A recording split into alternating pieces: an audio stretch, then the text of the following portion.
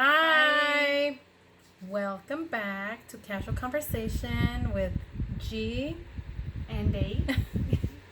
um, Today we're doing conversation 18, and it's going to be on Coral Castle.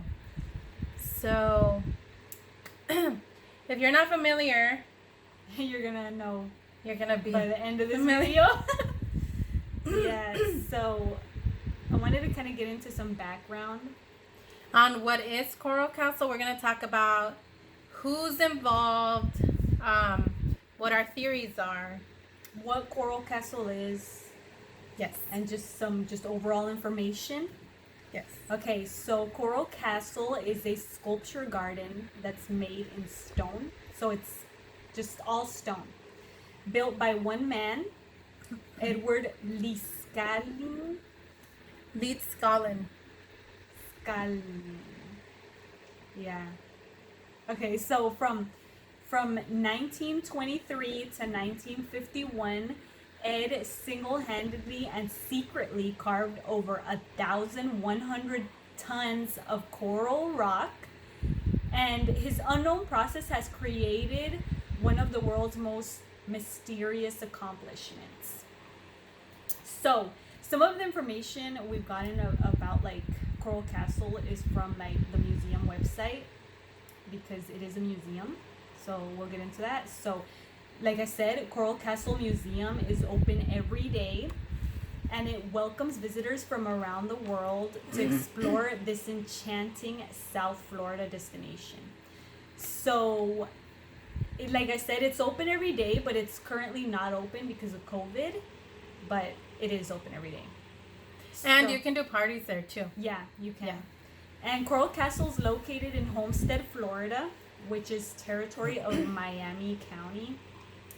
And today you can tour Coral Castle using audio stands. So they have like audio stands with narration available in English, Spanish, French, or German. And they also have knowledge of guides that are available to conduct the tours. Mm-hmm. And the museum features a 9-ton gate that moves with a touch of a finger. So just imagine that. That's pretty insane, dude. Yeah, you just touch it and it moves. And a Polaris telescope with functioning rocking chairs, all made entirely of limestone. So, like we mentioned before, it's open every day, and adult admission is $18 and children is $16. Mm-hmm. So that's the price range. So I wanted to add, because this is like a lot of information, but this castle was created by one man. Yeah. Okay, so I feel like emphasis on that. He was 100 pounds. Yeah. And we're gonna talk more about that. Yeah, we're that. gonna get into that. But he didn't use no machinery. This is just, so I guess the mystery lies behind how he managed to do it on his own. Yes.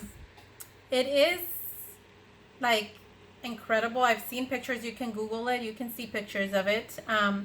And they call it the Stonehenge of the United States. Yeah. So that's pretty intense. Yeah. The other thing is, I don't know if you guys have been to the seven Magic Mountains. Yeah. So if you guys have been there and you see that, that's like totally amazing how they do that. So just imagine like one person back in the early like 1920s. In the 1920s, created this amazing this like rock formations that were impossible back then.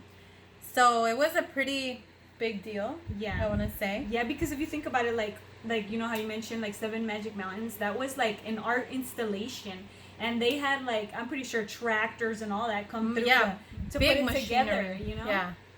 But this was just one man. Yeah. And who was he? Edward Liescalin. It's Liescalin. Liescalin. Yeah. So, Edward was born in Riga, Lativa, on August 10th of 1887.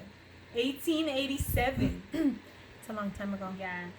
And when he was 26 years old, he became engaged to Agnes.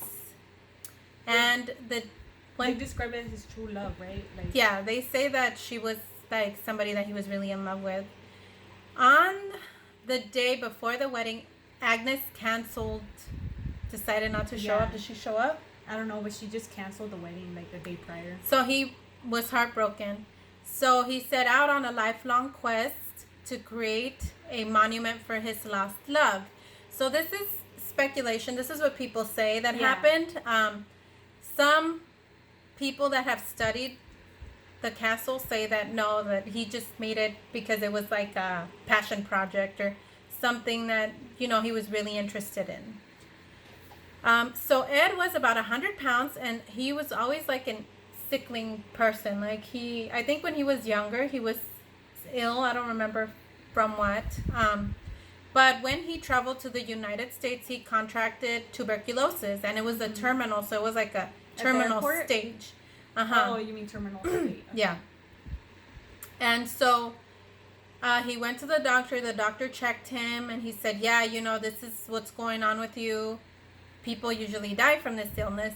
So he didn't have nowhere to go. He didn't have no family. He didn't know anybody. So I think it was like a little family adopted him, and they said, you can come stay with us. So they did. Like, he moved in with them, and back then tuberculosis was really contagious. Yeah. And people were afraid of it. So it was really sweet that these people actually like took him in and helped him out. But so the story goes that Ed used electromagnetic waves to cure himself. So he used the stones and the light of the sky. Like, I don't know if it was the light from the moon or the sun to appear. Like, he got to an angle to where it would hit his body in a certain angle or in a certain way that would help the electromagnetic waves to heal him. So when he went back to the doctor was impressed because his lungs were perfectly fine. Like, he was never sick. So this is, very interesting story. Yeah. So that's part of how he started. You want to talk about that part? So he had a replica of Mars that he created. After he created the whole Coral Castle situation. The Coral Castle, then he had like a print or like a blueprint of like Mars, and he stated that Mars had once had life, and that Mars had water, abundant water, and that it was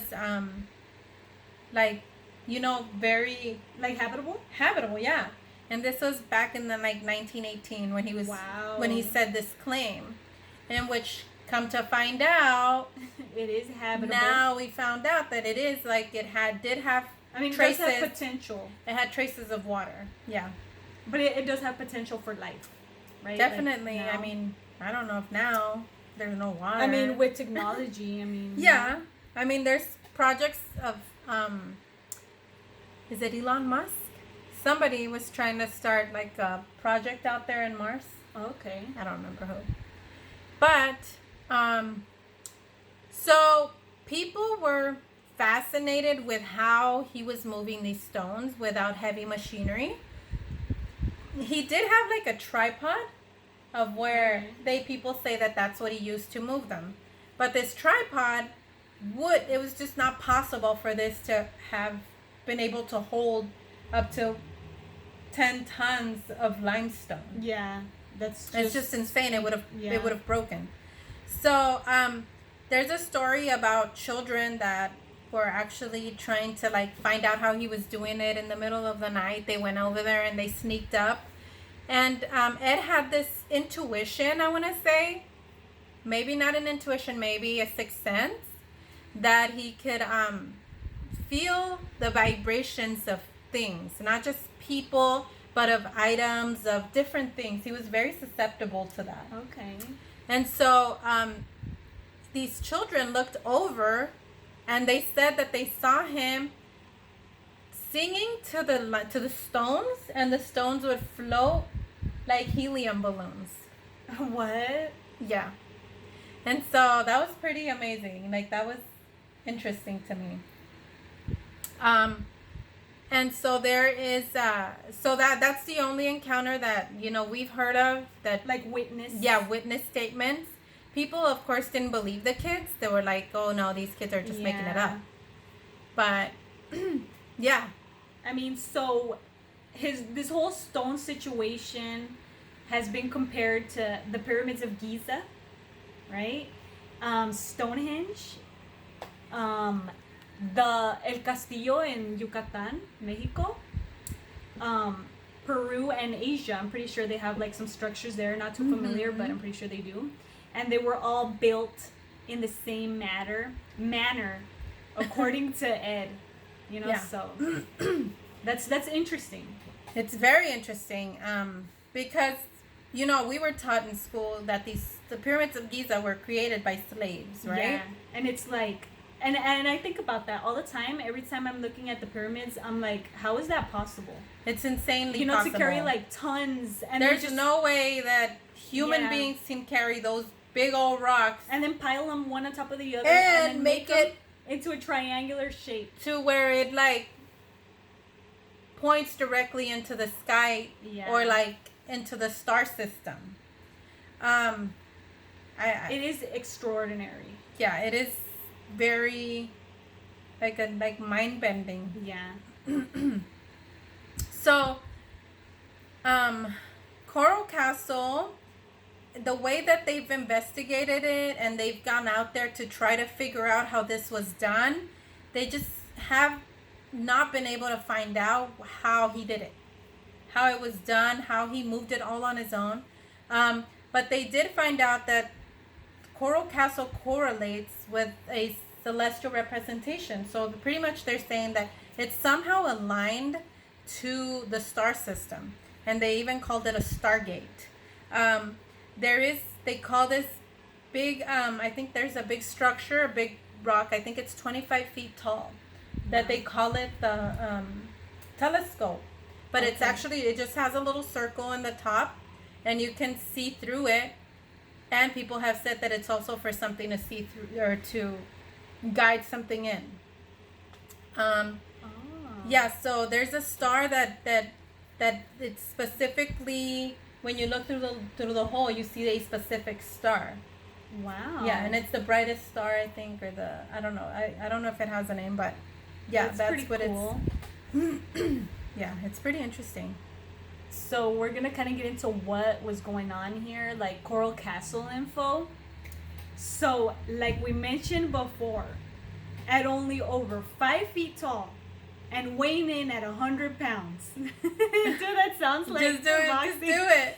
Edward Rocklifter Leedskanen. He cut and he moved huge coral blocks using only hand tools. Like, how crazy is that? I mean, these rocks, they were like, what? How many pounds? Like tons, man. They were like... We'll get into it. It's like more over here. But it's just like crazy how like this was back in the early 1900s, okay? And he literally like moved these huge blocks with just like hand tools. It's like bizarre. So, Ed had originally built them, and was it Florida City? Yeah, that's what it said. Like Florida City in 1936. Yeah, he lived in Florida City from like 1918 to 1936, and when he was living there, he kind of started building some blocks there. He started building But then he purchased this 10-acre land in Homestead, and he spent literally the next 3 years just moving those structures that he had already built in Florida City to Homestead. So it said it was a distance of 10 miles. So I mean, I heard it was a distance of 30 miles. But either way, there was a distance, and how did he move these huge blocks? You know what I mean? And yeah, they were talking about how like when he put these blocks in a trailer that was hauled by a tractor. But However, no one ever saw him load or unload the trailer, which was weird. Yeah. You know what I mean? And Yeah. and they said that he liked to work at night to protect his privacy. So that's kind of interesting. So the story about this, it's I just wanted to share about the Right. tractor and the trailer. So when he called the guy to bring the trailer, he told them leave it here and then leave, and I'll call you, or I'm gonna let you know, or come back tomorrow to help me move them. So there's a story where they said that the guy forgot his lunch in the tractor, so he went back to get it, and he had already put in like 3 big limestones in the Like, so he wanted him to leave, like, oh, don't look at me, load yeah, these? just leave the trailer here. I'm gonna load it, and then you come back to move it. What the heck? So he said that when he came back to get his lunch out of the cabin tractor, Yeah. whatever, he saw that there was already limestones loaded. Dude, And it freaked him out. He's like, oh my god, I gotta get out of here. Dude, I'd be This is creeped crazy. out. I'd be like, what the heck? How did this dude load Yeah, this? like this is some magical That is stuff. mind-boggling. Yeah. So yeah. So the coral walls weigh 125 pounds per cubic foot. Okay? And each section of the wall is 8 feet tall, 4 feet wide, 3 feet thick, and weighs more than 5.8 tons. Okay, so how is this possible? And I wanted to add too, when he moved Coral Castle from Florida City to Homestead, he built he put in what he had already built, but he added to it, right? So he added coral stone. That's what it's called. Oh, okay. So people say that when you go and visit it, you can tell the difference between the old stone, which is the limestone, and the coral stone. So you can see the original pieces from, I guess they vary in color. So you can see the original pieces from the original building that he had created. Interesting. Yeah. Okay, so next, when questioned about how he moved the blocks of coral, Ed would only reply that he understood the laws of weight and leverage well. So that was his only explanation that he was willing to like give to people. Yeah, because he didn't tell anybody how he did it. Yeah. And since it is documented that no one has ever witnessed Ed's labor in building his beloved coral castle, some have said that he had supernatural powers. Ed would only say that he knew the secrets used to build the ancient pyramids, and if he could learn them, you could too. Mm-hmm. That's interesting. So I want to just emphasize a little bit how the kids saw him moving the stones. And the kids said that he was singing to the stones and they would lift and move. So somebody speculated that what if it was the vibrations of the electromagnetic waves that he was using to move, or maybe that the stones I don't know, like it's just I mean know. anything's possible. I don't know at what to this make of point. it. So to this day, no one knows how Ed created the coral castle. Built under the cover of night and in secret, at a time where there were no modern construction conveniences, Ed would only say that he knew the secret of the pyramids. When he died, his secrets died with him. And to this day, scientists and thinkers still debate Ed's methods. So nobody can really figure out, how he did it. You know, so that's the interesting part. I want to talk about Ed. When he passed away, he developed an infection in his kidneys, but the original cause of his death was that he had stomach cancer. So he was meeting with somebody, I don't remember who it was. He was meeting with somebody, and he told them, I'm pretty much done with everything I needed to do. If I was to leave, I would be okay with it. He's like, maybe there's just a little bit of more stones that I would have wanted to add, but after that, they said that 3 days later, he fell into a coma and he died. Wow. Oh, yeah, he was hospitalized. You're right. So then people came in. There's been stories that people came in and took stuff. I don't know if it was the government or if it was military. They came in and they took some of his stuff. So like all his tools, like the tripod. So, like that, everything disappeared when he died. That's sad, man. Yeah. They should have left it in the museum. Yeah, I know, but I guess it was needed because they were really trying to figure it out. I think there was a war. There had been a war. I don't know. Oh, man. So when they went in to also look at this castle, the way that it was built, they ended up finding the door you were talking about. Oh, yeah. The one that you would push it with a finger and it would move.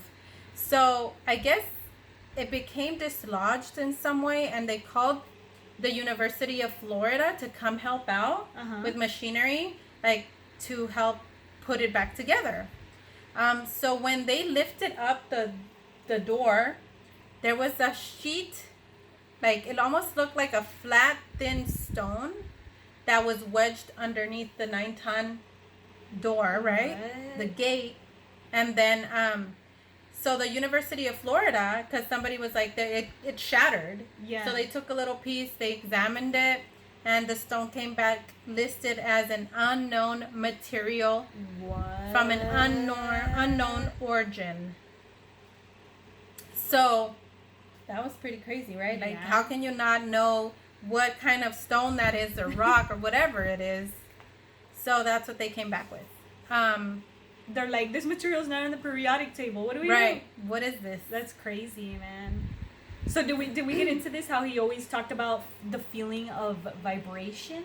Yeah, I did. Right? Okay, and also the trippy part, that the location of this place, right? The location of the castle. Yeah, the location of the castle is at the end tip of the Bermuda Triangle. Maybe that has something to do with it. Maybe it doesn't. Yeah, that's insane. Yeah, that was the Bermuda Triangle in and of itself is that's like a whole phenomenon. So I don't know. But that's still pretty interesting. Yeah, that is. Yeah. So the thing that I wanted to tell you was that when he died, he left a plaque. That said, and I left the paper at home, but it said something about to figure out the origin of creation, or and he left a number, like a specific number. Yeah. And I think it starts with a 716 something. It's like a lottery number. Like, it almost sounds like a lottery number, but he left that number and nobody's been able to figure out what it is. That's crazy. Yeah. And so you can see the first four or five numbers, and then when the light hits it, you can see the rest of it. What? It's like a plaque. Or at the entrance. Wait, I think I'm wrong. I think they have one at the entrance. At the entrance, he has like something that says "Look below." Yeah, something like that. Yeah, and then when you look below, there's like a little something in writing, and then when the sun hits it at a certain angle, you can read the rest. What the heck? Yeah, it's really weird, but he did leave that one little with that number. Yeah, with a number saying that this is the creation, or this is how you will figure out how everything was created. What? Yeah. And nobody can figure it out, man? No, like, it's pretty insane. And I wrote it down, and I was like, I'm going to bring it so I can tell Eileen, and then I forgot it. So, oh well. So let's get into theories. Yeah. What do you think it is? Okay, honestly, how do you think he did it? This is what I think, okay? I think that it's some type of lifting mechanism, the way things are lifted. Because, okay, I don't know if you recall, but we went to a museum, I don't know if you remember, in Vegas, and they had like this type of lifting mechanism where you can, like, if you're on the other side, you can lift the whole car up, remember? Oh, yeah. Yeah, and I was like, what if it's something like that? You know, yeah, like the way that... But I mean, it's not that modern, so maybe no, it's not. But think about our weight. I mean, this dude was only 100 pounds. That car that we were lifting over there wasn't as heavy as that limestone was. And especially if you had to keep doing it, like, for so many stones. But you think he was fast with it too? No. I don't know, man. I think that it was some sort of like It's because it's interesting power. because I mean he weighed so little and then he was a slender man. And he was sick. Yes, so I'm thinking that he had the key, or maybe he understood gravitational pulls in a different way. yeah, I feel like that would have been my next theory, you know? Yeah, like because maybe something that could defy gravity. and he was into all this magnetism stuff. Yeah. So maybe there's something there. Yeah, maybe there was something special about limestone that could be moved with magnets, or I don't know, but yeah, sounds pretty magical. Or maybe to me, something man. with that unknown element. Yeah, right? true. Yeah, that's interesting, man. What about him being a time traveler? Maybe he came from like from the future? Yeah, like way in the future. I mean, anything's possible at this point, you know? I mean, because, you know, what if like people have been enhanced at this stage? I mean, crazy. cloning, people have possible. become, they're enhancing people, you know, with all this genetic, whatever. Yeah. GMOs and stuff? No, like genetic, like you can choose different genetics for your child. Like, I don't know, man. Maybe he was a time traveler and he came and he knew how to do things magically. I think maybe he had powers. I also think that he was very in tune with the environment or what? Yes, with his environment, with everything around him. I feel like he was very sensitive to everything, to where he can sense it. Maybe he was gifted. That could be too. Because he had a 4th grade education. Yeah, but he was amazing at math. But also, you know how he knew about like the whole weight and lifting things? Well, I think his parents were stonemasons. Oh yeah. Like he came from a background of people who and he would also spend hours and hours and hours at the library reading books on magnetic, I don't know, waves on. Yeah. He would also about the pyramids, how they were built. Like he was always reading. That was his thing. He was well informed. Yeah. So I want to go. I know. I want to see it too, man. I want to go see it. Like I want to check it out for sure. He used to charge 10 to 25 cents to go check it out. Yeah. Like how cool is that?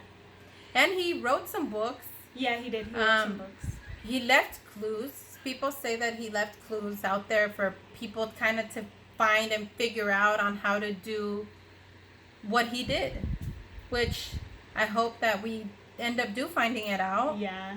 And I hope it's as amazing as people as he made it seem. Because imagine like if they couldn't have fixed that 9-ton door, it's like, you know, that would. Dude, they had to bring in like machinery to move that door. And he did it himself. Yeah. Overnight. Wow. So, and he made those rocking chairs too, all gravity. That's cool. He used gravity to like make them. And then you just rock. Yeah, like rock. Dude, we should go check it out, man. Yeah, I want to. That would have been cool. But yeah, people can go visit it. Yeah. It's a museum. They do tours. You can rent it for parties. Yeah. I would totally rent it. Yeah, I would totally check it out. And cool. yeah. So if you guys like it, or if you have any theories, like if you've been there, we want to know. Yeah. So this is all we have for you on this one. So thank you. And see you on the next conversation. Bye. Bye.